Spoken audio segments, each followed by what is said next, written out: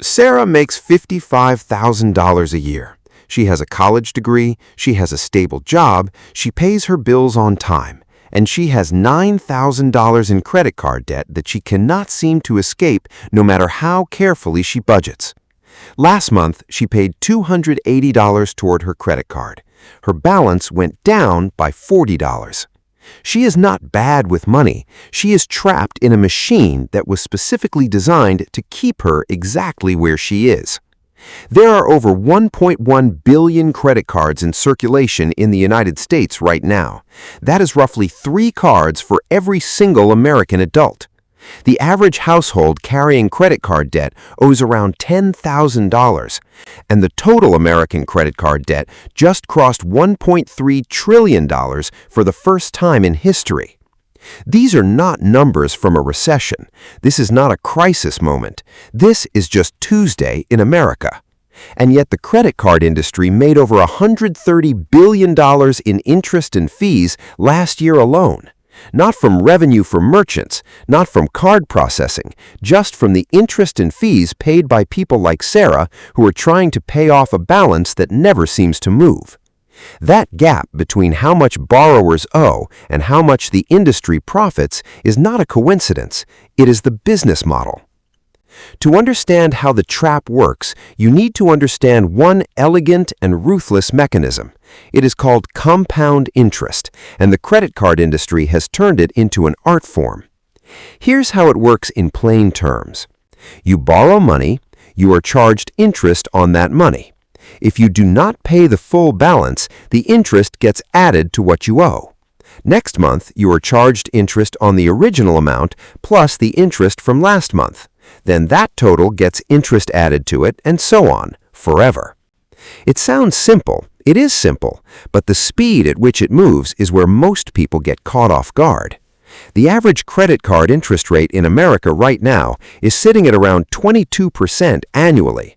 That is not a subprime rate. That is the average.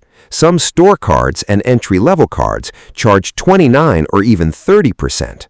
To put that in context, if you put $5,000 on a credit card at 22% interest and you only make the minimum payment every month, it will take you approximately 17 years to pay it off. And by the time you do, you will have paid nearly $8,000 in interest alone on that original $5,000 purchase.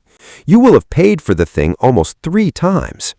And the minimum payment structure is not an accident either.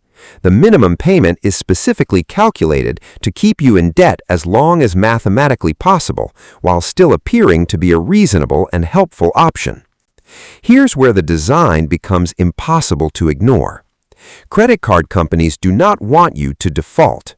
Defaulting is bad for them. What they want is something much specific.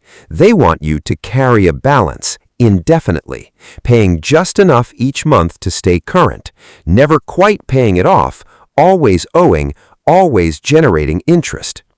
They have a term for customers who pay their balance in full every month. They call them deadbeats. Not because those customers are irresponsible, because they are not profitable. The customer who pays in full every month is actually a cost to the card company.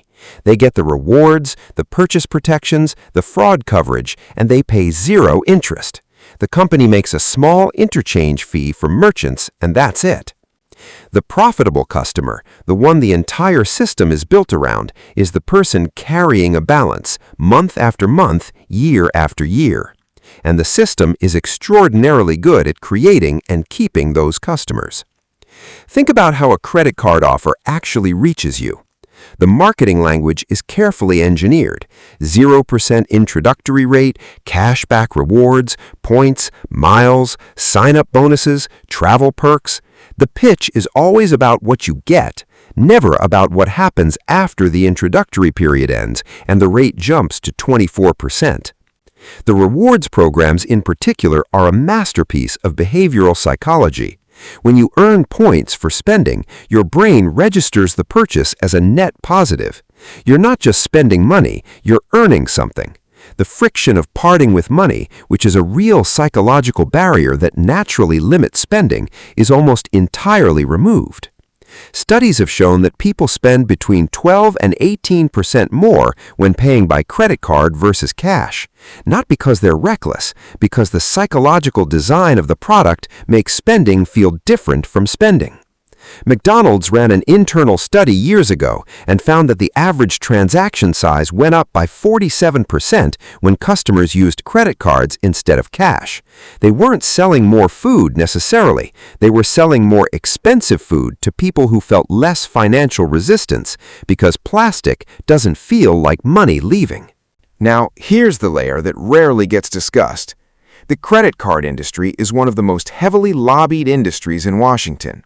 And in 2005, something happened that fundamentally changed the math for millions of American borrowers.